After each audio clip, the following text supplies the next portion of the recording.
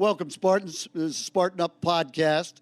Today we've got a great interview. Joe went out and interviewed a young, dynamic CEO, founder, entrepreneur of Thrive Market. All right? Nick Green. This is, what's that? Nick Green. Nick Green. Yeah, I'm sorry. Nick Green's his name. Great young man who has founded a company to bring affordable and accessible healthy foods to I guess, middle class, the lower masses. class, to the masses and make it easy. But also during this talk, we really found out more about fear and the fear of failure. Yep. So he got, as Joe does, we got a little bit deeper on that. So getting below those soil horizons. Yeah. But who are we, you know? I don't know. Who are we, Seth? I don't know. I ask myself every day. We have Colonel Nye, I'm Colonel Tim Nye. Retired. Retired Colonel. Yes, sir. Retired. Absolutely. I'm still active duty seed huntress, Sefra. We have Johnny Waite, the mind doctor. That's Dr. Laura, but he's the OG mind doctor. And Lonnie Mayne, who's Red Shoes Living and also the moderator of Spartan X. And behind our camera, as always, the ever faithful and wonderful Marion, producer and director. And this is a great interview. You know, I think it's super honest. What do we do here, Johnny? What do we do on these interviews? You know what, Spartan, we are your grit and resiliency partner. We're now up to 6 days a week where us or our fellow hosts are bringing you tidbits, nuggets, interviews. The interviews are every Tuesday. They get released. But every other day, too, we have special tricks and tips to help you be powerful. So we want you to subscribe. We want you to subscribe. We want you to like. We want you to comment, engage with us, because our mission is to rip 1 million people off the couch, get them out there. It's going to be your friends, your family. You're already watching, but we want to help your friends and family, too. So subscribe, comment, engage with us. I think soon it's going to be 8 days a week. We'll just add an extra day to the week. Is that a Spartan Beatles song? Day. And why should they stick around? Stick around to the end. There are 4 different perspectives here on Nick Green. You're going to love it. This episode of Spartan Up is brought to you by Luminox, the official timing partner of Spartan Race. Visit luminox.com and use code SPARTAN10 to get 10% off your next order.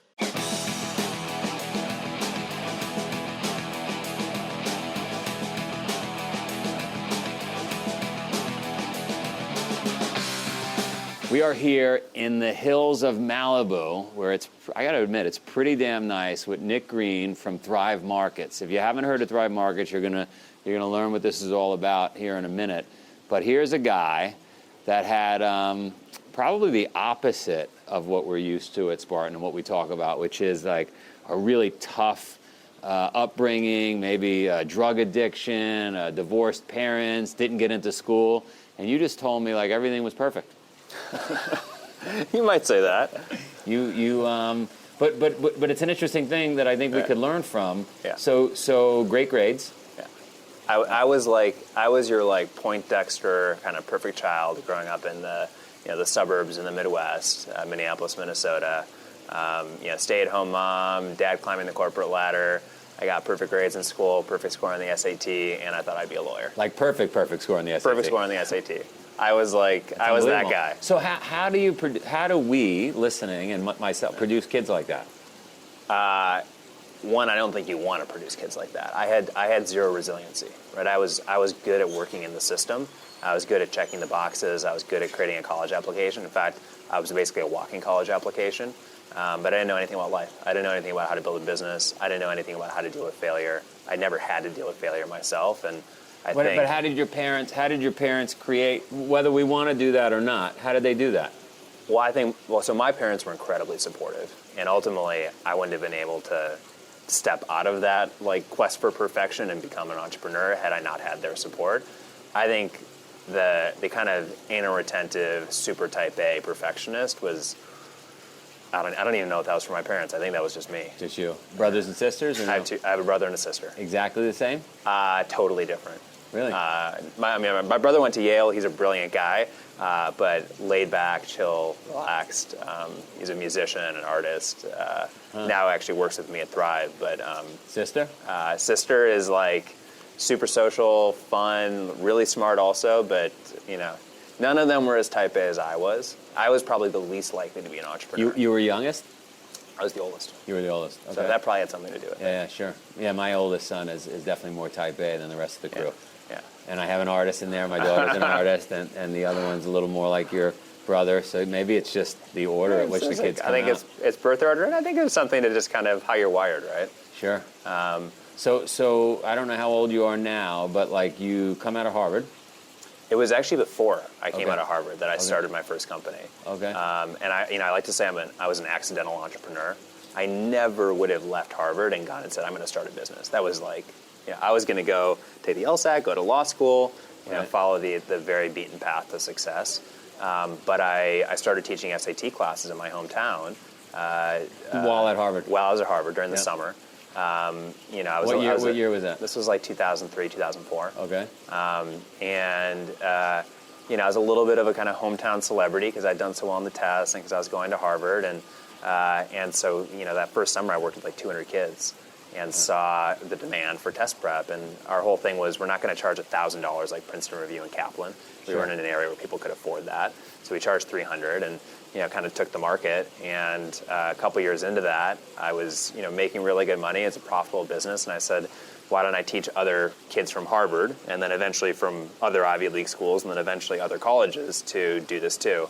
So I started a company called Ivy Insiders and had no idea what I was doing, no experience in business. And honestly, it was like the hardest experience I've ever had because I finally had to deal with failure. I made so many mistakes. I screwed so many things up. But was really fortunate to kind of the business model itself really had legs. And we grew that to about 600 branches around the country. No kidding. And then got acquired in 2011. Wow. That's unbelievable. And you were a sophomore or junior? Where were you? I was a freshman when I started teaching the classes. Okay. I was a sophomore when I renamed it Ivy Insiders and started the micro franchise model. And then I was 26 when I sold the business. And I truly, not only was I an accidental entrepreneur, I like to say I failed my way to success. And that entire period to me was like unlearning everything that I had learned was key to success. Like follow the rules, check all the boxes, don't take risks, like do what other people do to be successful. All those things I had to unlearn. Sure. And it was like break the rules, do things differently.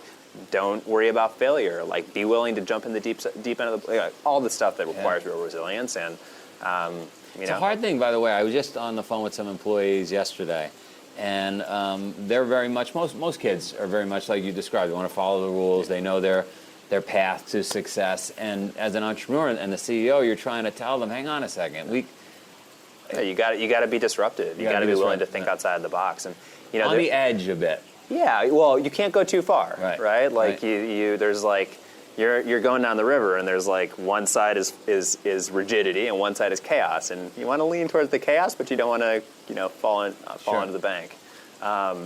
Look, I disagree with the notion.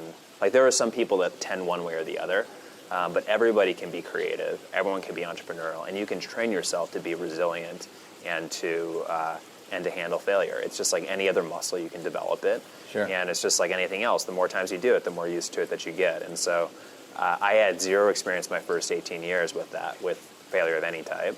And I caught up for that over the next 6 years with my business. And it's the best thing that ever happened to me because it liberated me to do whatever I wanted afterwards. It's like once you aren't worried about failing, the world starts to open up. Yeah. My dad used to say, my dad was like an unbelievable entrepreneur, and he used to say, you have to have the stomach for it. Totally. Like, and I argue with my wife often that like running a business is harder than giving birth. Now, that's a dangerous argument. It's a dangerous argument, but like, I was in a bad car accident and my leg was ripped out of my hip, which I would say would be on par with like giving birth. I would think, I don't know. And running a business is harder than that because everything that can go wrong does go wrong. Do you agree or? Look, I've never given birth and I've never had my leg ripped out of the socket, so I don't know. What I would say is though, I've never had physical pain that's anywhere near as difficult as some of the emotional pain, that egoic pain of confronting failure. And it's not actually the failure that's bad, it's the fear of failure, right? It's the anticipation that something could go wrong. What if I'm rejected? What if I mess this up? That is really painful. And that's the part that most people just don't even want to go near with a 10-foot pole. Because you're saying the failure itself is not as bad. Once you actually fail, it's like you sort of figure it out. Dust right? it off. Yeah, you dust it off. Right. And that's when you start to realize and become resilient. Sure. But I think that most people, we're like, I compare kind of modern life as like we're all like animals in the zoo, right? Like you rewind the clock thousands of years ago and like we were having to confront fear in a very visceral, real way, right? Every single day. Lion comes at you. Yeah, exactly, right. Yeah. Like we live in a cage where like everything's taken care for us. The zookeeper feeds us. We like walk around our cage during the day, and there's no real risk, right? Yeah. The other analogy I like to use is I think we're like in a video game where you have unlimited lives. You can just like keep failing and nothing happens, right? If you like make one false step when you're hunting saber-toothed tigers, shit goes bad South, quickly, real right? fast, yeah. And yet, we're wired to be afraid of things in the same way that we needed to be back in our evolutionary past. So it's like I think there's an unlearning process that once you get used to it, you realize that emotional pain ain't so bad. And like not only that, it sounds like with your experience, it becomes attractive. Well, it becomes attractive because you start to associate it with progress. Like you realize that actually, like the idea of failure leading to success is not an oxymoron. Right. Like every success is like you fail your way to success. Sure. And so you start to, it's like any other. It's like people in the physical world too, right? Like with like people that run Spartan races, people that are any kind of endurance athlete, they learn to actually associate pleasure with the pain. Sure. And I think it's the same thing at an emotional level as an entrepreneur. Like you realize if it's really hard, if you're really struggling, you're probably on the right path. Sure. And you embrace it. All right, let's take a break. Why don't you and I go to the zoo, and we'll go feed some of the animals, and then we'll come back. Sounds great. This episode of Spartan Up is brought to you by Luminox, the official timing partner of Spartan Race. Luminox is the watch brand of choice when it comes to overcoming tough obstacles, where every second counts. Visit luminox.com and use code SPARTAN10 to get 10% off your next order. We're at the zoo. That was very much like what it is today. I mean, you got Netflix, right? You just push a button. Food is delivered on to, like it. We're domesticated animals. We're domesticated animals. We're domesticated animals, and life is pretty simple. Yeah, and so so you became resilient though. You went through some tough times with your second business. It's interesting. The first business was the hardest. I compare it to being on a roller coaster, but not knowing you're strapped in. Right. That's sort of what entrepreneurship is the first time. It's like it turns out you actually don't fall off the tracks, but every twist and turn, every loop you think you're going to scares the shit out of you. Yeah. So that was the first business. The second business, is realizing, hey, I can do this. Failure can lead to success, and I want to do it at a bigger scale. I want to do it on a project that has more meaning to me personally, and I want to do it with partners. One of the biggest lessons from the first business for me was I suck at a lot of things. And, again, like in school, you try to be good at everything, right? And you try to you're competing and whatever. In business, you don't get any extra points for being the one that gets something done. Sure. You get points on the board by making sure that they get done the best possible. So, my second business, Thrive Market. So wait, 2011 you sell. 2011 we sold. So when does the next business start up? 2013. So I had 2 year off. I had a 1 year earnout, 1.5 year earnout. So I was an indentured servant, truly a caged animal at that point. Yeah. And then I moved out to LA for the year and a half. The company that bought us was LA based. And then rolled off and was an entrepreneur in residence at a startup accelerator, doing angel investing, looking for my next thing, and met my co-founder, Gunnar. Nice. And so 2013 it starts? 2013 it starts. And all easy from there? Hardly. It's Thrive Market, we're trying to make healthy living accessible to anybody. So we basically are Costco meets Whole Foods online. We've got the best-selling organic products you find at a health food store, 25 to 50% off through a membership model. The vision of making healthy living affordable and accessible, Gunnar pitched me on actually as an investor. At the time, he was calling it Shop Tribe.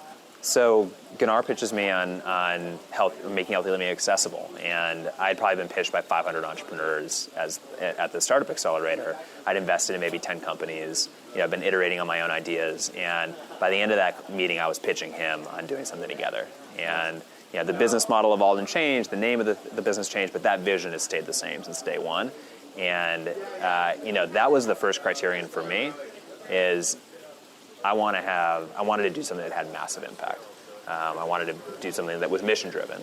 But because I also you had made money before, because I'd made money before, and it was rewarding. Right. But the most rewarding thing actually in the first company was that we helped tens of thousands of kids who wouldn't have been able to otherwise afford test prep get into better colleges. Right. And that wasn't what I set out to do. But when I look back, I was like, you did achieve something great. And that's what I cared about. But it was on a small scale. And, the one thing more fundamental than education is health. So, when Gunnar pitched me, again, I turned around and started pitching him. And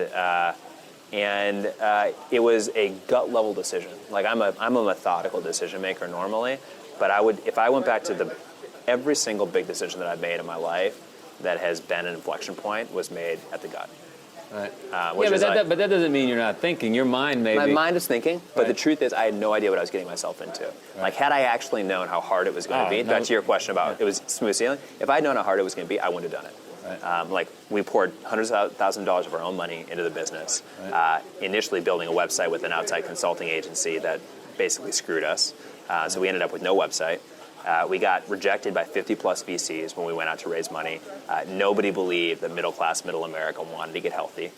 It was the most humbling experience of my life. Sure. And I remember believing that we were going to have to fold before we even launched, and was talking to my buddy John Durant, who now runs Wild Ventures, who happened to know some influencers in the health and wellness space, and said, hey, you should talk to my friend Mark Sisson, maybe he could invest.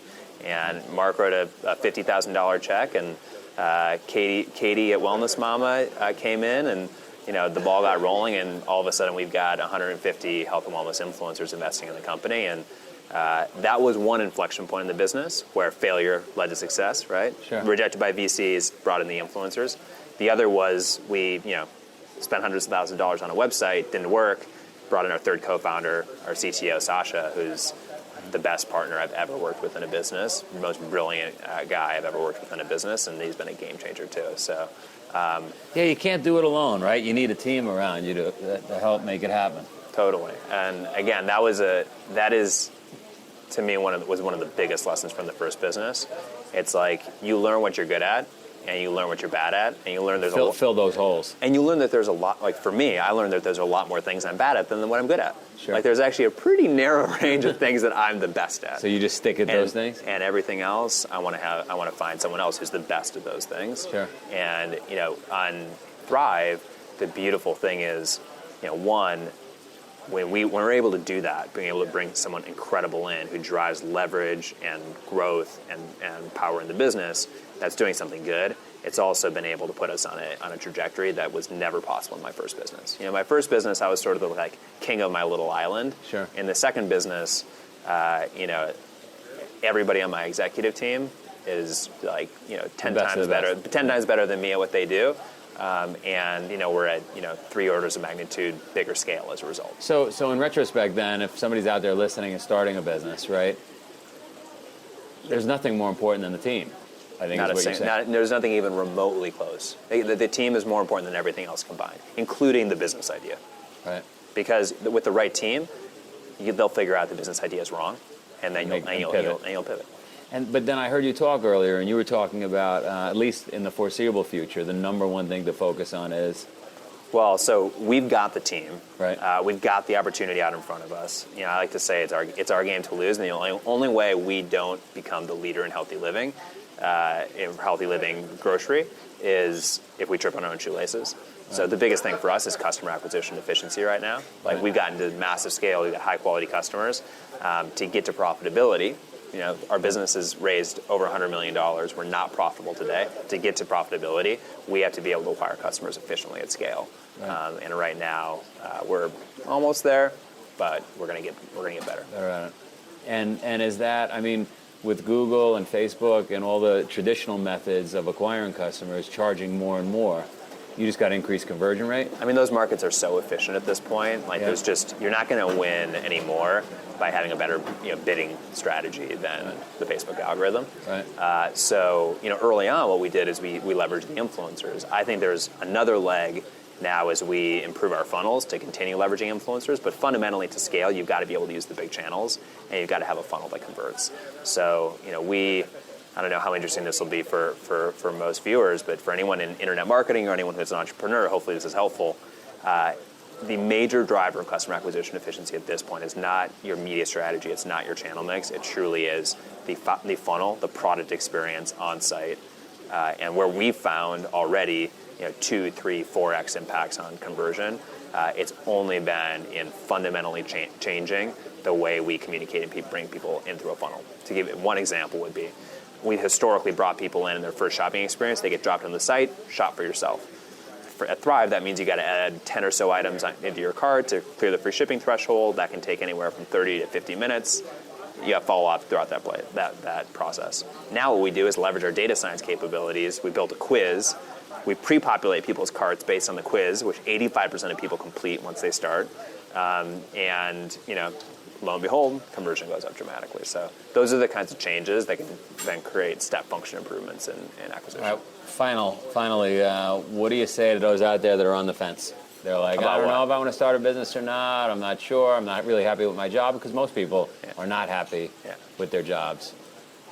You went way out of your comfort zone twice. Yeah, I would say basically what I said earlier, lean into fear. Take fear as a signal that you're doing something that's actually going to create value and that's actually going to move you forward. If it were easy, everyone would have done it, and then it just like the opportunity wouldn't exist. Sure. So fear is a good thing, and I've got a bunch of like analogies or metaphors. The one that I like is you're standing on the edge of the swimming pool. It's going to be cold. Just jump in. Like, you'll figure it out. Don't even think about it. Don't even think about it. Figure it out, and know that we're in a video game where you have 1,000 lives, and until you're dead. Until you're dead, right? Right. But let's use all those lives while you're alive, right? And if you screw it up, you can go back and get your job or get one just as good. Yeah. There's very, very few things do permanent damage, and again, we're at the only period in human history where that's the case. You were a fool not to take advantage of that. Good point. In the old days, you and I might not have run out in the prairie alone. The stakes dangerous. Yeah, the stakes were high. Yeah. Now it's all a game. In the zoo. We're all in the zoo. You're awesome. Thanks.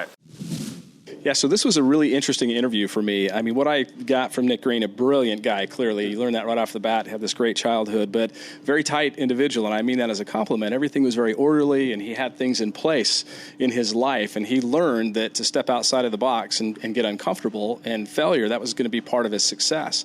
Most of the leaders I've worked with that are type A and are tight have a hard time stepping outside of that box. In fact, it pains them, and he figured it out. He's figured out how to do that. So I was really impressed with that. Well, we have learned through many of these podcasts and through Joe's kind of teachings and some of the people we've talked to, winning, success feels good.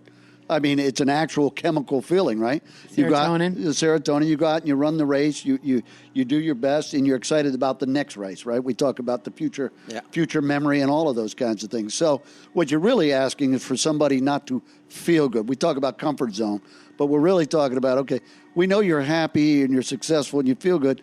Do you want to feel bad? No, I don't. I want to keep winning. So it is tough to kind of. Or you don't know how good you can feel. Well, there's a good bridge. Right, but you have to go ahead. I was going to say there's a good bridge there in that what we associate with feeling bad. So we all want to win, and we play small because we want those wins. Right. I'd rather have this win than fail, but it's only in stretching and failing, right? What's he talking about too? He says that you want to be disruptive, you want to push the edge, but you got to not go over the edge. Far, yeah. But the idea that what we initially associate with failure being, I'm bad, I didn't succeed, eventually, as we start to use that, we start to associate that fear and that failure with, this is what happened last time right before I broke through. And so we actually rewire ourselves. It's more experimentation than failure. Right? That's what Joe always says. We always quit right before you hit that precipice of success, because that's when it's hardest. And the reason that we stop before that is because historically, you go way back. You used a great word in the last one. What is our memory that we have? Epigenetic, our ancestral memory. Well, because our ancestors, many, many generations ago, if they screwed up, they got eaten by a bear. Yeah, or their family's done, or you have no other options, or you're impoverished. And so we're wired for the wild, but we're in a zoo. We really are in a zoo. Wired for the wild. Our food's taken care of. We order in. We're here. We got air conditioning. We got all these things. And yet we treat every situation as though it's life and death. And it's not. He said, we're wired for the wild, but we're really in a video game. We do have 1,000 lives. He said, I failed my way to success. I failed and I failed and I failed and I failed, and I kept hitting reset. And all of a sudden I succeeded. Right? And you get the sense that he surrounded himself with people that when he stepped outside of the zoo, so to speak, and looked around, even if he failed, they picked him back up. I mean, he's a quick learner. The guy's a smart guy. It's funny you'd say quick learner. When Johnny was talking, I was thinking when he's talking about ancestors, you don't want to be the slow learner.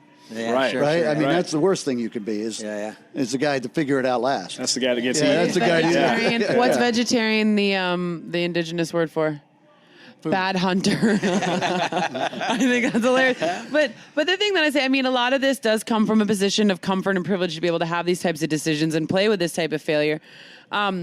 An analogy I like to use, Lonnie, welcome to my plant analogy world. Okay, when you seed a tomato, okay, you transplant that tomato, but it grows up. There's a lot of vegetative growth, okay? And before you transplant that into a bigger pot, first of all, you can plant it up pretty high in its neck or the roots, right? Even a lot of stuff we have from our foundational learning, that gets buried in, helps be part of the soil, helps send out those roots that are like holding up your real structure of your fruiting body. Also, a lot of the stuff he says we need to unlearn, you know? A lot of that vegetative growth in the beginning, they're suckers. It's not actually real fruit-producing branches. So even though it looks like a plant, break it off. Colonel Nye, his wife gardens. You garden too. You can stick with me here. I'm almost done. He waters the garden. But even the tomato plants, it sends out flowers, right? It sends out early fruits, but you pluck those off too. Why? Because when you take all that excess off, you're regathering that energy down to be able to actually, when it fruits, to have prolific fruiting, and that's what you're looking for. So what are some of the things you need to prune out of your life, even if you've learned it and they seem like helpful things, that maybe aren't helping be like the fruiting bodies you're aiming for now? And we're trying to Did that make sense, Carl? It made perfect sense, but we're trying to take individuals and help them maximize their abilities. Maximize your yield. You got to prune some stuff. Right. But I think, what's interesting is that when you're talking about checking all the boxes are there for the masses. Right? I mean, if you stay within all these boxes and you follow this proven path. That's how they control society. I don't know about control, but this is how you're going to survive. Yeah. And so there are a percentage of those people within that who will step outside and push that box a little bit over, more further, right, left, whatever, right? up, down, however you want to say it. But boxes are there for a reason. Yeah, and I think it creates compression. I think people get stuck in the box or in the barrel, as I like to talk about, and they don't know they're there. And again, you get the sense from him that it probably happened to him at times, and somebody pulled him up or he pulled himself up. You race out here in Spartan, you get to an obstacle, and all of a sudden you get to the other side of something very difficult, and you change. The flower starts to grow again, and your confidence starts to build, right? You know what kind of barrel I like is those people that used to stuff themselves. Those people that used to stuff themselves in a barrel and launch over Niagara Falls. I know one of those. You do? I do. I'm not going to talk about that. What I do want to talk about quickly, just because Nick's such an interesting guy, and we talk so much about his story. We didn't really talk at all about his company, Thrive, and I do love the idea that he says good, healthy, organic food is not just for these people. And his mission was to say, how can I make this for everybody? And he said he was real good at making money. He found ways to make money, but he said, it needs to be more than just make money. It needs to be a mission. I want to change the world, much like Joe wants to do with Spartan. Triple bottom line. And the triple bottom line, exactly. And so, his mission with Thrive Markets to make healthy, organic, nutritious eating easy and accessible for everyone else. I love that mission too. Yeah, I mean, it's just so obvious, right? I mean, like, with all of these different things, your first order of medicine, folks, is your food. Like, how many times? It doesn't matter. I mean, I get that it's more expensive. I get all these things. Also, seeds are really easy to grow, even in an urban environment, even in pots on your windowsill, and you're cutting down your food costs a lot. Eat good food, and everything else gets better. Just true story. Eat good food. And a lot of it, if it's available. Yeah. It's so accessible. Right. I mean, how often do you have to, buy the pens that have the fluffy thing on top of it when you just, spend that money on some nuts and seeds? Fluffy pen. I don't know. Anyways, if you want to hang out with these nuts and seeds again, we'll see you next week. Hey, Spartans, this is Marion out from behind the scenes. We need your help. We want to rip 100 million people off the couch. We think this podcast will help them. We're here to be a partner almost every day of the week, to keep you on track and give you support as you build your resilience for mind and body. Whether you listen to interviews on Tuesday on Spartan Up or come back any other day of the week for Spartan Way with Zach Evanesh, Spartan Mind with Dr. Lara, Spartan Stand with Brian Shantosh, Spartan Athlete with Matt B. Davis or Kevin Galati, Spartan Health with Nada Milosevic. Help us build our audience. Help us spread the word. Hit subscribe on YouTube. Hit subscribe wherever you listen to your podcasts. It's all free. Leave us comments, leave us reviews, but most importantly, tell your friends. See you next week. This episode of Spartan Up is brought to you by Luminox, the official timing partner of Spartan Race. Visit Luminox.com and use code Spartan10 to get 10% off your next order.